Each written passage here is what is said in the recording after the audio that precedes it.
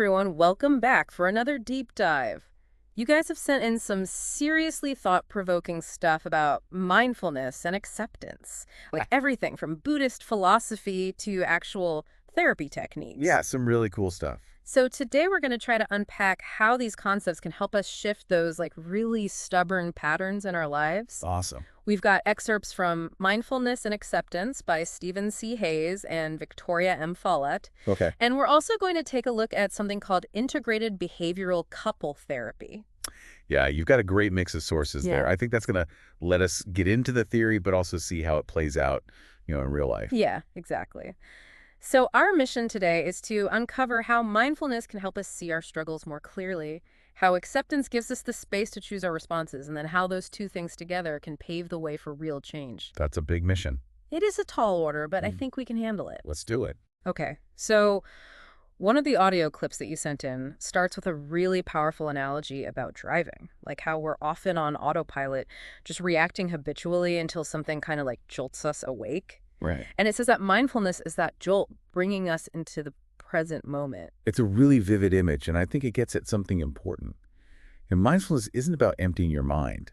It's more about developing this kind of metacognitive awareness. Whoa. The ability to step back and observe your thoughts and feelings without getting swept away by them. I love that phrase, metacognitive awareness. It sounds really complex, but I think we all have moments where we kind of tap into that. Have you ever noticed how when you're really absorbed in something like playing music or painting, you kind of lose track of time and your worries just fade away? Yeah, absolutely. That's a form of mindfulness, that sense of being totally present and engaged. And the research by Hayes and Follett suggests that we can train our minds to access that state more often, even in really challenging situations. Yeah, and that's encouraging because some of the challenges you sent involve relationships, specifically couples therapy. Oh, yeah. I'm really curious to see how mindfulness and acceptance play out in that context. Me too. I think that'll be really interesting. So you sent some info on IBCT.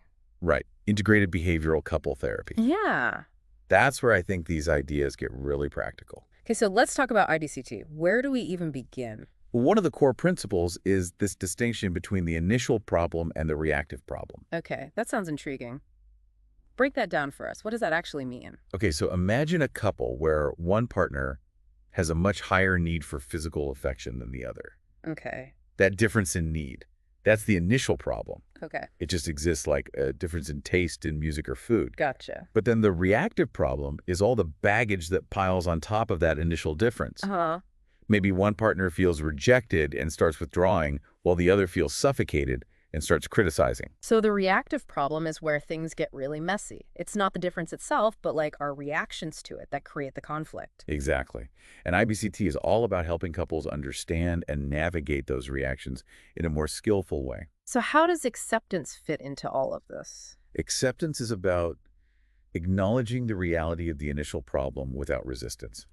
Okay. It's not about liking or approving of it, but creating space for things to be as they are, even if we don't like them. Okay, so that makes sense. But I imagine that acceptance can be really difficult, especially when we're dealing with painful or frustrating situations. Absolutely. Acceptance is a practice, not a destination. It's something we cultivate over time. Yeah. And there's often in those moments when we resist acceptance the most that it's most needed. That's deep. Right. And this distinction between the initial problem and the reactive problem, it's so crucial. Yeah. And, it plays out in so many real-life situations. Yeah, for sure. You included an anecdote about a couple named Pat and Sam, and I think their story really illustrates this whole dynamic. They were struggling to accept each other's differing needs for closeness and independence. Yes. Pat craved a lot of togetherness, while Sam valued his alone time. Gotcha. They both had completely valid needs, but they kept getting caught in this cycle of pushing and pulling. It sounds exhausting. It is. Their reactive problem was all the tension and resentment that stemmed from that difference. Yeah, it sounds like they were both afraid that accepting the other person's needs meant sacrificing their own. And that's a really common fear. But what IBCT helps couples realize is that acceptance isn't about giving up what's important to you. Okay. It's about creating a context where both people's needs can be met, even if it requires creativity and compromise. So in a way, acceptance isn't passive at all. It's actually a really active choice to engage with the reality of the situation, even the parts we don't like, and see what new possibilities might emerge from that. Yeah, exactly. This is all so fascinating. But I have to admit, I'm still a little fuzzy on how mindfulness actually fits into this whole picture. Okay. We talked about it at the beginning, but how does it relate to this work with couples? That's a great question and a perfect segue into the next part of our deep dive. Hmm. Because mindfulness is actually the foundation for developing acceptance, especially in the context of IBCT. Okay, so mindfulness and acceptance work together. I'm intrigued. Let's dive into that next. Okay, so we left off talking about how mindfulness and acceptance actually work together, especially with couples. Yeah, So can you break that down a little more? sure. Think back to that driving analogy we were talking about. Okay. When we're on autopilot, we're just reacting without really thinking. Yeah. Mindfulness is like taking our foot off the gas pedal and becoming aware of what's happening around us, but also inside of us. Mm-hmm. And that awareness is the first step toward acceptance. Okay, so instead of immediately reacting to our partner's words or actions, we Right. pause, we breathe, and we just notice what's going on internally. Maybe we notice anger, hurt, fear. Exactly. Yeah. And that noticing, that observing without judgment is what creates space for acceptance. Okay. Instead of fighting those feelings, we just acknowledge that they're there. Uh-huh. And once we acknowledge them, we can choose how to respond. That makes a lot of sense. It's like mindfulness gives us that split second to hit the brakes before we say or do something we might regret. Exactly. But how does IBCT actually use mindfulness to help couples? So IBCT incorporates mindfulness in a few key ways. Okay. First, it encourages couples to develop a regular mindfulness practice, Okay. whether it's meditation, yoga, or even just taking mindful walks together. Oh, that sounds really nice. Actually, Uh, creating a shared practice like that could actually build a sense of connection and support between partners. Absolutely. And beyond that, IBCT therapists will often guide couples through mindfulness exercises during their therapy sessions. Yeah, okay. This could involve things like noticing their breath, paying attention to bodily sensations, or simply observing their thoughts and feelings without getting carried away by them. So it's almost like they're bringing mindfulness directly into those moments of conflict, which is when it's probably needed the most. Precisely. Okay. And that brings us to some specific techniques that IBCT uses to help couples move towards acceptance and change. Yes, you mentioned earlier that IBCT has some interesting techniques. I'm ready to hear more about those. Okay, there are 3 key techniques I think are worth exploring. Okay. Empathic joining, unified detachment, and tolerance building. Okay, let's break those down one by one. What's empathic joining? Empathic joining is all about helping couples connect with the vulnerability beneath their anger and accusations. Okay. Remember how we talked about the reactive problem? Yeah. Empathic joining is about peeling back the layers of that reactivity to uncover the deeper hurt and fear that's often driving it. It sounds almost like a detective game searching for clues to understand the root of the problem. It is, in a way. Yeah. And when couples can access that deeper level of understanding, it can really shift the dynamic. Imagine instead of blaming each other, they're able to say, hey, I see you're hurting, and I want to understand why. That would create such a different feeling in the conversation. It's about recognizing that, beneath the anger, we're all just trying to protect ourselves from pain. Exactly. Yeah. And that shared vulnerability can be a powerful source of connection. Okay, so that's empathic joining. What about unified detachment? That sounds like a bit of an oxymoron. It does, doesn't it? Yeah. But it's actually a really helpful concept. Unified detachment is about stepping back and observing the problem objectively, almost as if it were happening to someone else. That sounds incredibly difficult, especially in the heat of the moment. Yeah. How do you even begin to do that? It takes practice, for sure. But IBCT therapists often encourage couples to use humor and metaphors to create that distance. Humor. In the middle of an argument, I have to admit I'm having trouble picturing that. It might sound counterintuitive, but humor can be a powerful tool for diffusing tension. For example, the audio clip you sent mentions a couple who started referring to their recurring argument about the dishes as the great dish debacle of 2023. Oh, I get it. By giving the problem a funny name, it sort of takes away its power. It's like you're acknowledging the absurdity of the situation, which can make it easier to detach from the emotional intensity. That's exactly it. Hmm. And metaphors can work in the similar way.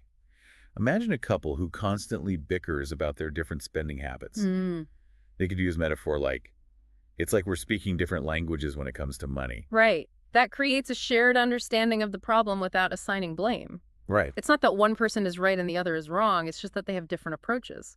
Exactly. And that shift in perspective can make it easier to work together to find a solution. Okay, so that's empathic joining and unified detachment.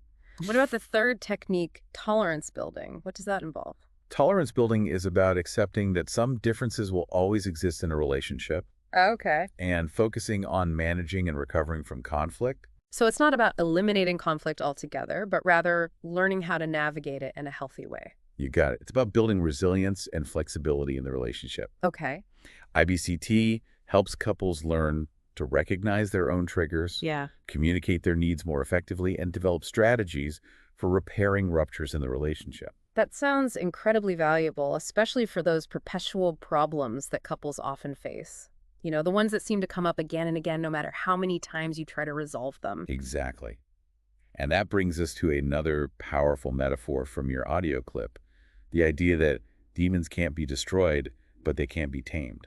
Oh, yeah, that one really resonated with me.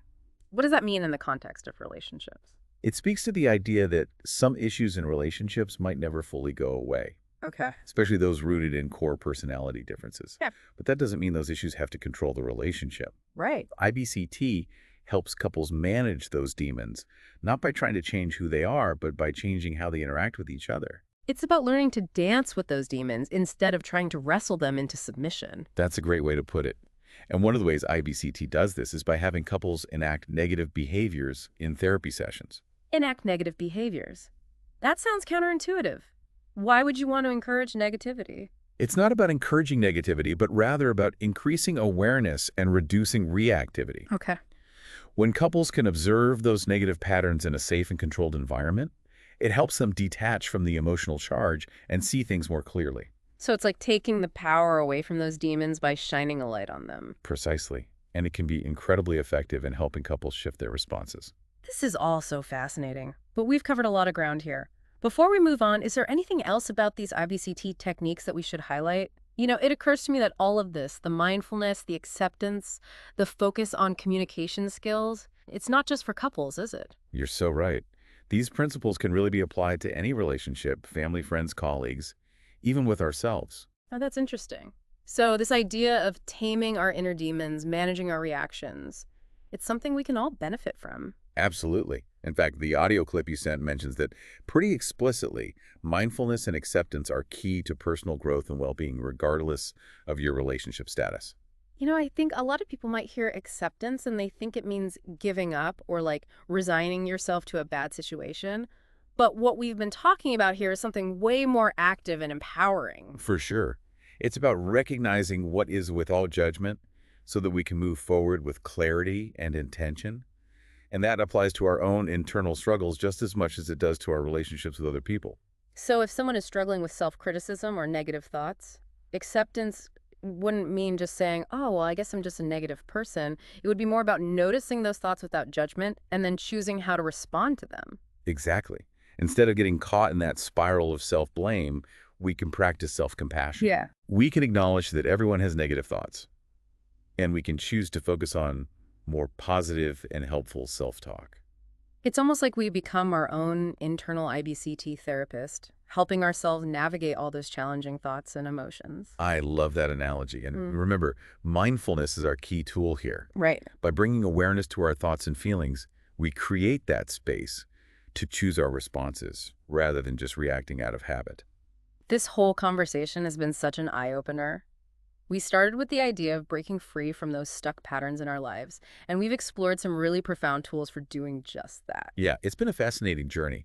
From recognizing the power of a pause to understanding that difference between the initial and reactive problem to exploring those really powerful IBCT techniques. I think we've covered a lot of ground. We have, we really have, but I have a feeling that this is just the beginning of the journey for our listeners. So what would you say is like the most important takeaway from this whole deep dive? If I had to pick one thing, I'd say it's this: awareness is the key to change. Whether you're trying to improve your relationships, cultivate more self-compassion, or just live a more mindful and present life, it all starts with noticing. Noticing your thoughts, noticing your feelings, noticing your reactions. And from that place of awareness, you can start to make different choices. That is a powerful message to end on. And this is really just a taste of what mindfulness and acceptance can offer. There's a whole world of resources out there, books, meditation apps, workshops, to help you deepen your practice and explore these ideas further. Keep practicing, stay curious, and see what transformations unfold. You might be surprised by what you discover. Well, thanks for joining us for this deep dive. We'll catch you next time for another exploration of fascinating ideas and practical tools for living a more fulfilling life.